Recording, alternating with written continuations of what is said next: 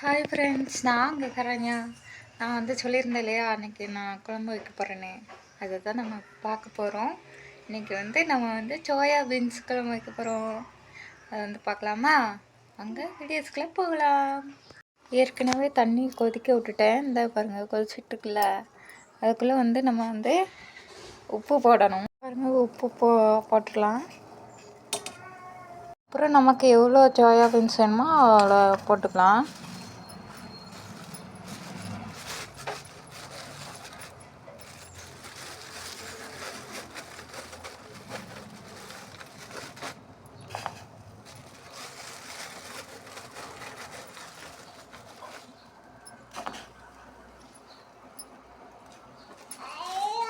இப்படி போட்டாச்சு ஃப்ரெண்ட்ஸ், நமக்கு தேவையானது. இப்போ வந்து நம்ம இதை வந்து கிண்டி விட்டுட்டே இருக்கணும், கிண்டி விடணும். அதுக்கு வந்து இறங்கணும் இப்படி. அப்போ கிண்டி விட்டுக்கணும். ஒரு 4 நிமிஷம் வந்து நம்ம வந்து இது பண்ணிக்கணும்.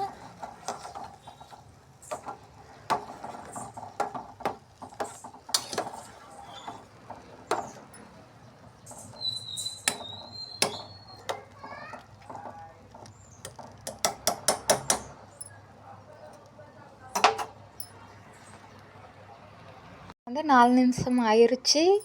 சூடாக வேறு இருக்குது, அதான் கையில் எடுக்க பயமாக இருக்குது. என்ன பண்ணணுன்னா, இதை வந்து நம்ம வந்து நீங்கள் வேறு அரிப்பு எடுத்துக்கோங்க. அந்த வெள்ளை கலர்லலாம் இருக்கும்ல, அந்த பெரிய அரிப்பு, அதில் தான் அரிப்பாங்க. என்கிட்ட வந்து அந்த அரிப்பு இல்லை, அதனால் இந்த அரிப்பு எடுத்திருக்கேன். இப்போ என்ன பண்ணணுன்னா, அதிலேருந்து இதில் கொட்டணும். கொட்டிட்டு நம்ம இதை வந்து இதில் வந்து கொட்டி அது மேலே இதில் கொட்டி இதில் வடியும்ல தண்ணிலாம், அதுக்கு வந்து நம்ம தண்ணி ஊற்றி கழுவுவோம் திரும்ப, அந்த மாதிரி கழுவணும். என்கிட்ட வந்து பெரிய அரிப்பு இல்லாததால் இந்த அரிப்பையை நான் எடுத்துக்கிறேன்.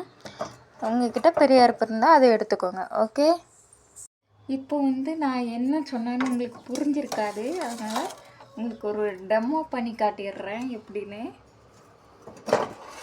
எப்படி இருக்குல்ல, நம்ம சுடு தண்ணியிலேருந்து எடுத்து இப்படி போட்டுட்டு, இதே பெரிய அரிப்பாக இருந்தால் நல்லாயிருக்கும். இப்படி போட்டுட்டு நம்ம என்ன திரும்ப பண்ணணும், இருங்க ஒரு நிமிஷம் பாருங்க.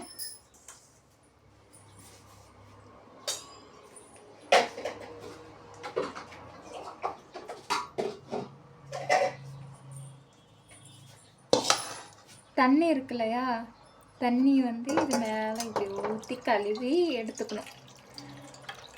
ஊற்றிட்டு இதை இப்படி புழிஞ்சு எடுத்துக்கணுமாமா, தண்ணி இல்லாமல்.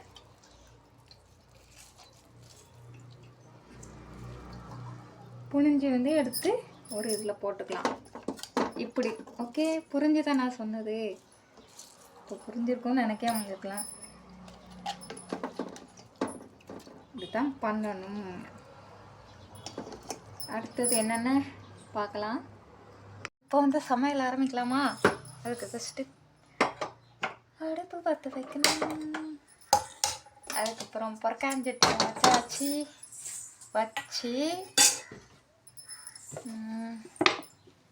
எப்பா தண்ணி இது எண்ணெய் கொஞ்சம் ஊற்றணும்.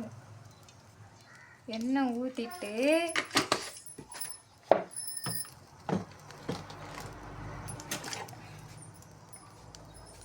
வத்தத்தூள் இருக்கு இல்லையா, அது போடணுமாமா.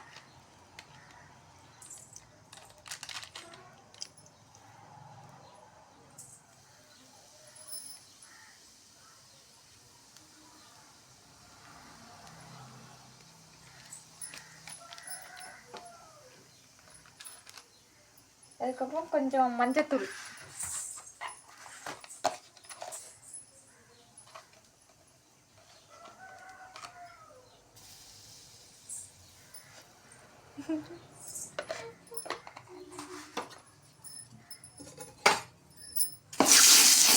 இந்த மாதிரி பரட்டி விட்டுக்கோங்க. நமக்கு கொஞ்சம் கரிஞ்சிட்டு இது சூடானதுனால ஒன்றும் பிரச்சனை இல்லை. அதுக்கப்புறம் நம்ம வச்சுருக்கோம்ல இந்த இதை போட்டு பரட்டி எடுத்துக்கலாம் சோயாபீன்ஸை. அப்படிதான் சொன்னாங்க. எப்படி வருதுன்னு ஃபைனல் தான் தெரியும். ஃபைனலில் தான் தெரியும். கையில் கொஞ்சமாக வேறு சூடு போட்டு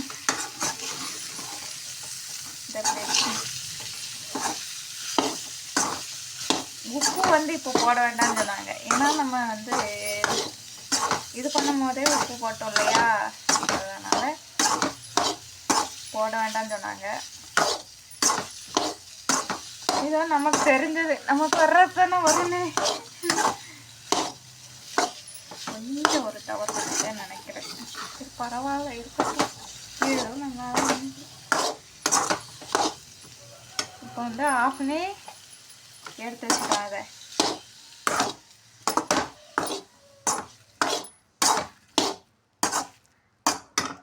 வறுத்து தனியாக வந்து எடுத்து வச்சுக்கணும். ஓகே, இப்போ வந்து குழம்புக்கு ரெடி பண்ண போகிறோம். அது தாளித்து வச்சாச்சுல. இப்போ மறுபடியும் வந்து குழம்புக்கு வந்து இப்படி ரெடி பண்ணுவாங்க.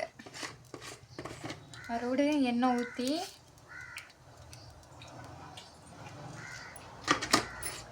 உங்ககிட்ட நீங்கள் பட்ரு வாங்க முடிஞ்சால் வாங்கிக்கோங்க, இல்லைன்னா நெய் வாங்க முடிஞ்சால் வாங்கிக்கோங்க. நான் ரெண்டுமே வாங்கலை. அதுக்கப்புறம் இந்த பட்டை போடுவாங்க. பட்டை, சோம்பு,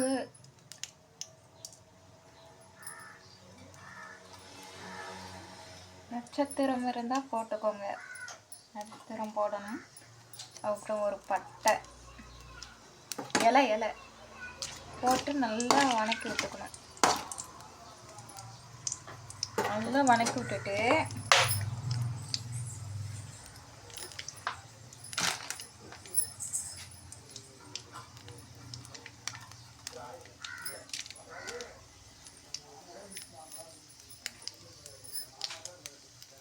அப்புறம் வெங்காயம் பொடிசாக வெட்டி சேர்த்துக்க சொன்னாங்க. நான் வந்து சின்ன வெங்காயம் வெட்டியிருக்கேன். அவங்க பெரிய வெங்காயம் தான் போட்டாங்க. நான் சின்ன வெங்காயம் யூஸ் பண்ணுறேன். ஏன்னா சின்ன வெங்காயம் நல்லாயிருக்கும் குழம்புக்கு, அதுக்காண்டி. ஓகே, சேர்த்து அந்தளவுக்கு நல்லா பொன்னிறமாக வரணும். அந்தளவுக்கு இது பண்ணிக்கலாம்.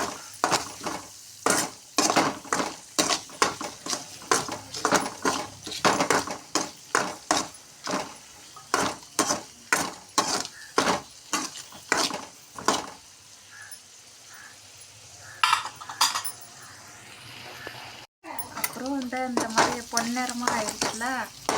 அதுக்கப்புறம் கொஞ்சம் உப்பு போட்டுக்கலாம்.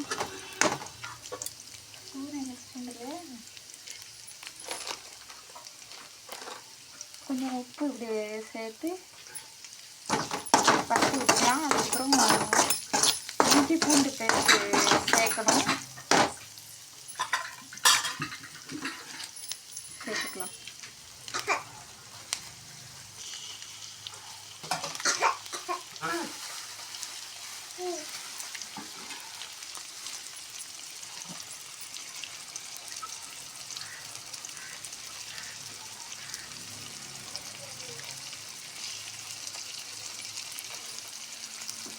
நல்லா பச்சை பாடை போகிற அளவுக்கு மாதிரி இதை கிண்டிக்கணும்.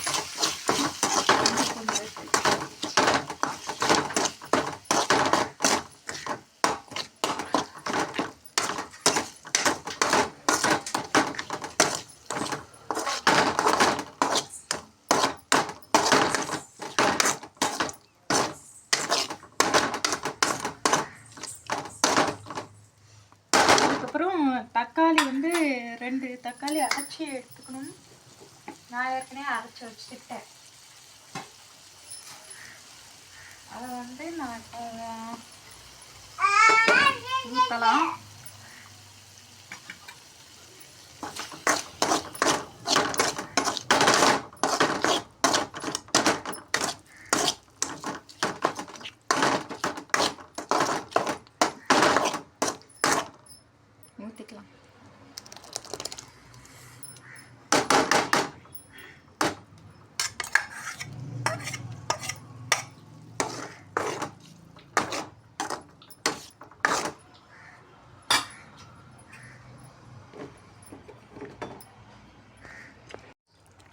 நல்லா இது வந்து தனியாக வந்துருச்சு எண்ணெய். இப்போ வந்து நம்ம தயிர் வேணுன்னா நீங்கள் சேர்த்துக்கலாம். நான் தயிர் சேர்க்கலை, வேணுன்னா சேர்த்துக்கலாம் அப்படி சொல்லியிருந்தாங்க. இப்போ நம்ம என்னெல்லாம் பண்ண போகிறோன்னா, இப்போ மசாலா கலக்க போகிறோம். மசாலா இது பண்ண போகிறோம்.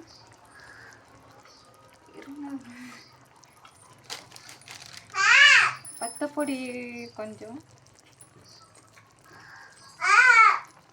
அப்புறம் மல்லித்தூள் கொஞ்சம்,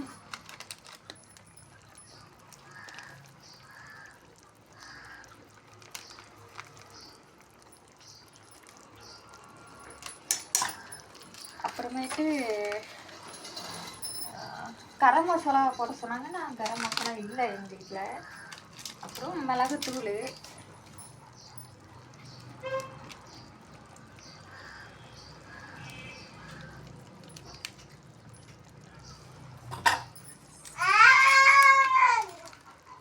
கரம் மசாலாவுக்கு பதிலாக பட்டை மசாலா சேர்த்துக்கிறேன் கொஞ்சம்.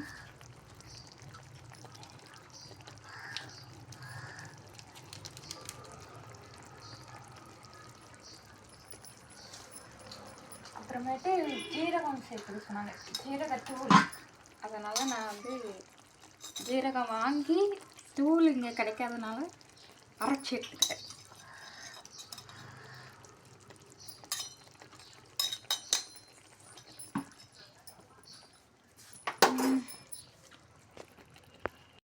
அதுக்கப்புறம் நிறைய இது சேர்க்க சொன்னாங்க. என்னெல்லாம் தெரியுமா? புதினா இலை, அதுக்கப்புறம் இது கொத்தமல்லி இலை எல்லாம் சேர்க்கணும்னு சொன்னாங்க. நான் எதுவும் சேர்க்கலை, வாங்கவும் இல்லை. அதனால் நீங்கள் செய்கிற மாதிரி இருந்தால் சேர்த்துக்கணும்ல, உங்களுக்கு கரெக்டாக வரணும் இல்லையா, நல்லா இருக்கணும். அப்படிங்கிறனால உங்களுக்கு நான் சொல்லிடுறேன். அதுக்கப்புறம் நம்மக்கிட்ட எதுவும் இல்லாதனால இப்போ நம்ம வந்து சோயா பீன்ஸு ஃபைனலி போட போகிறோம். வறுத்து வச்சுருக்க சோயா பீன்ஸ் போட்டு நல்லா இது பண்ணிட்டுருக்கலாம்.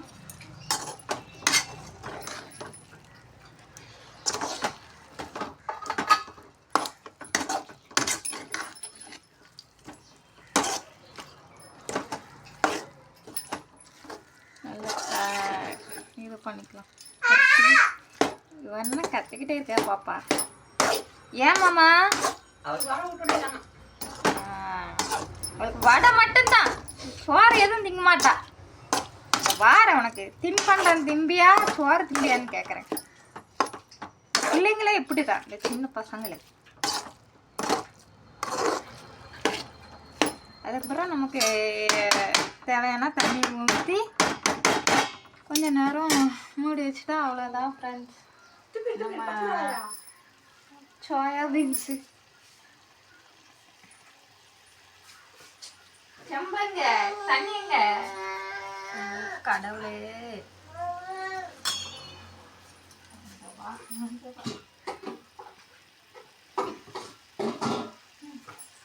நமக்கு எந்த அளவுக்கு தேவைப்படுதோ அந்த அளவுக்கு ஊற்றிக்க வேண்டியது. அதுக்குன்னு ரொம்ப ஊற்றிடக்கூடாது. ரொம்ப ஊற்றிட்டோம்னா அவ்வளோதான், வச்சதுக்கு துணி இல்லாமல்.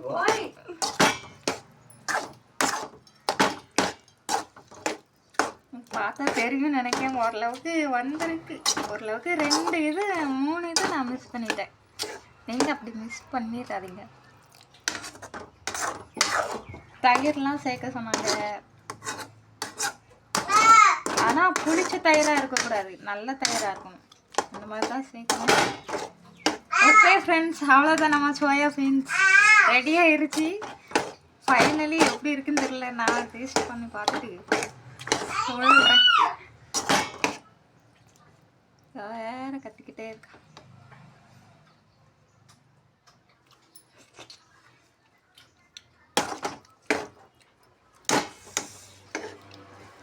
ஆனால் நல்லா உரைப்பாக இருக்கு.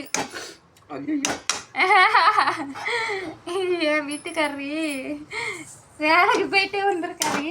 வேலைக்கு போயிட்டு சாப்பிட்றதுக்கு வந்தாரா, அவர் பார்த்துட்டு இருந்தாரு நான் பண்ணுறத. இப்போ உரைப்பா இருக்குன்னு உங்ககிட்ட சொல்லிட்டேன்ல, அதனால ஐயோன்னு போகிறாரு. வேற ஒன்றும் இல்லை, சோத்துக்கு கரெக்டாக தான் இருக்கும் ஃப்ரெண்ட்ஸ். கொஞ்ச நேரம் மூடி வச்சு பார்ப்போம்.